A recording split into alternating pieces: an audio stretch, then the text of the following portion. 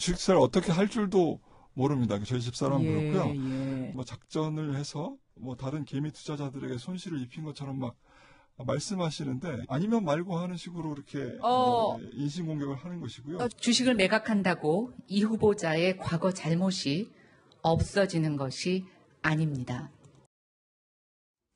네, 방금 보신 것처럼 이 주식 투자 논란으로 사퇴 요구를 받는 이미선 헌법재판관 후보자 남편이죠. 오충진 변호사가 방송에 출연해서 이 아내 지키기에 나섰습니다. 네, 이 후보자는 어제 6억 7천만 원 상당의 본인 명의의 주식을 매각하고 잔고까지 이제 확인을 해줬는데 자진 사퇴할 의사는 분명히 없어 보입니다. 한국당은 이미 선을 넘었다라는 반응인데요.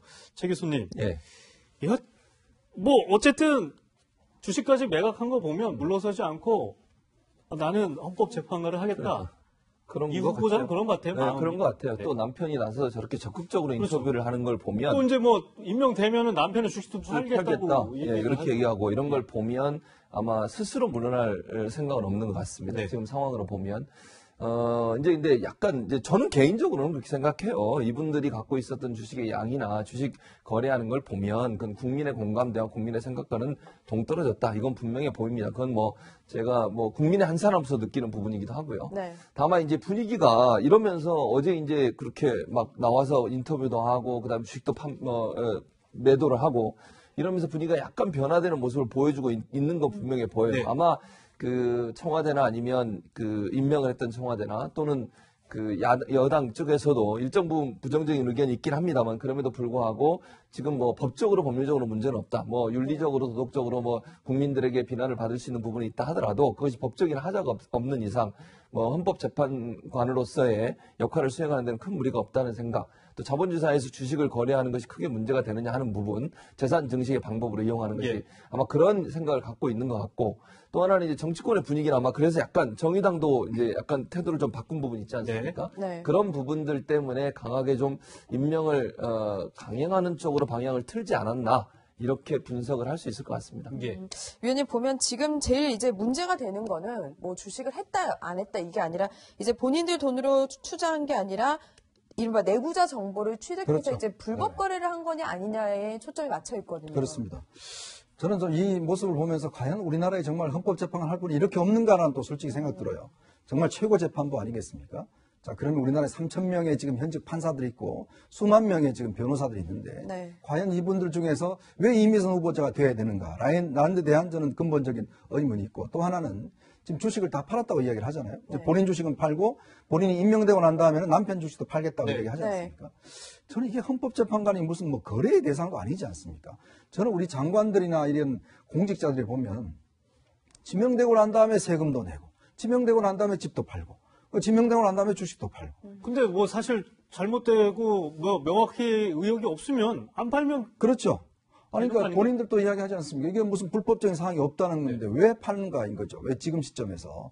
이건 어떤 면에서 보면 여론의 어떤 좀 잠재우기 위한 것이 아닌가라는 생각이 들어요. 과연 그러면 헌법재판관이 이렇게 여론을 잠재워서 될 수 있는 자리인가? 라는 데 대한 저는 근본적 의문이 있는 것이고. 네. 자, 그렇다면 이미선 후보자가 지금 정부 쪽에 추천한 이유가 40대 지방대 출신의 여성이라는 걸 이유로 했습니다. 과연 그러면 이 부분에 대한 소수자의 어떤 그 옹호라든 이런 걸 했다고 이야기를 하는데 과연 그러면 이미선 후보자가 이 문제에 대한 대표성이 있는 것인가? 라는 문제를 좀 묻고 싶어요. 즉 남편은 수십억 대의 이 주식 거래를 하고 본인도 마찬가지로 저는 제일 실망스러운 게 뭐냐면 뭐 주식 문제를 떠나서 지난번 청문회 때 보면 예. 우리 사회적 이슈에 대해서 한마디도 본인 입장을 이야기를 하지 않습니다. 자, 난민 문제 어떻게 생각하나요? 저 생각해보지 않았습니다. 5.18 폐매 문제 어떻게 생각하지 않아요? 저 잘 모르겠습니다. 모든 사안에 대해서 자기 입장을 이야기를 하지 않습니다. 네. 자, 그러면 이렇게 자신의, 왜냐하면 헌법재판관은 자기 소신에 뚜렷해야 됩니다. 최근에 낙태죄와 관련된 그 결정이 내려졌듯이 우리 사회의 기준을 만든 거 아니겠습니까? 근데 저렇게 소신이 없는 분이 앞으로 헌법재판관 돼서 어떻게 6년 동안, 그것도 중간에 사퇴하는 것도 아닙니다. 아무 일 없이 6년 동안 합니다. 그럼 6년 동안 우리나라의 방향을 정해줄 것인가? 저는 그런 근본적인 의문을 갖고 있습니다. 뭐 사실 뭐 이런 자질 논란도 나오고 있지만 가장 중요한 거는 일반 국민들의 이제 눈높이에 맞지 않은 그런 부분이 아닐까 그런 생각을 하고 있는데 어제 이제 여당은 청문보소 채택 논의를 위한 국회 법사위를 이 보이콧을 했습니다. 좀 이해가 되지 않는데 야당에서 이 후보자와 여당의 이 움직임 배후에 대해서 이제 청와대가 있다는 주장까지 좀 나오고 있는데요. 주광덕 자유한국당 의원의 얘기를 잠시 들어보시죠.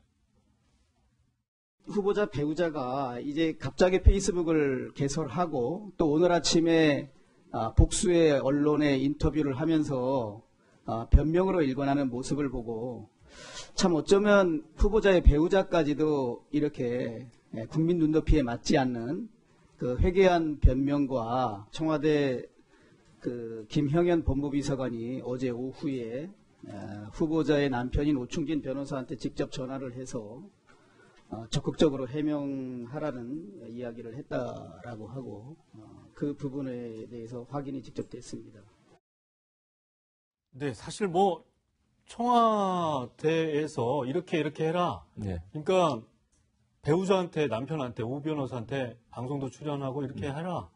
이랬다라는 거잖아요. 이건 뭐 일반적인 건가요? 그러니까 주광덕 의원이 얘기하는 것처럼 구체적으로 뭘 어떻게 해라 이렇게까지 얘기했는지는 그건 모르겠어요. 예. 그러니까 적극적으로 해명하라 이렇게는 얘기했을 수 있다고 봐요. 왜냐하면 청와대 입장에서 오 변호사한테 물어볼 수밖에 없는 거 아니겠어요? 왜냐하면 지금 주식 거래에 대해서 야당이 주장하고 야당이 지금 위원들이 주장하는 내용들을 보면 그 해소해야 될 부분이 많이 있잖아요. 네. 그러면 당사자인 본인한테 물어봐야죠. 정말 당시 이렇게 많이 뭐 지금 현재 주광덕 의원은 5천회 또는 어떤 데는 8천회까지도 주식 거래를 했다 이런 얘기를 하고 있으니 정말 그런 거 맞냐 당신이 또는 당시 그렇게 주식을 갖게 된 배경이 뭐냐 또 의혹이 나고 있는 여러 가지 뭐 지난 1월, 3월, 작년 1월, 3월 그다음 그 12월 이런 이제 매수하는 과정에 있어서 시기하고 실제 뭐 여러 가지 그 공시 문제하고 연관된 부분이 있잖아요. 이 부분도 해명을 드려야 되기 때문에 제가 볼 때는 청와대 입장의 민정 라인에서 만나는 건 충분히 가능하다고 봐요. 또 물어봐야 되잖아요. 그래야 뭐 해명을 하든지 아니면 뭐 이분이 정말 문제가 없는 건지를 검증해야 되니까 그런 상황에서 만날 수 있다고 보고 아마 그 상황에서 오 변호사가 본인의 입장을 충분히 설명했을 거고 예. 그걸 듣고 나서 그러면 당신 그게 맞다고 하면 적극적으로 해명하세요.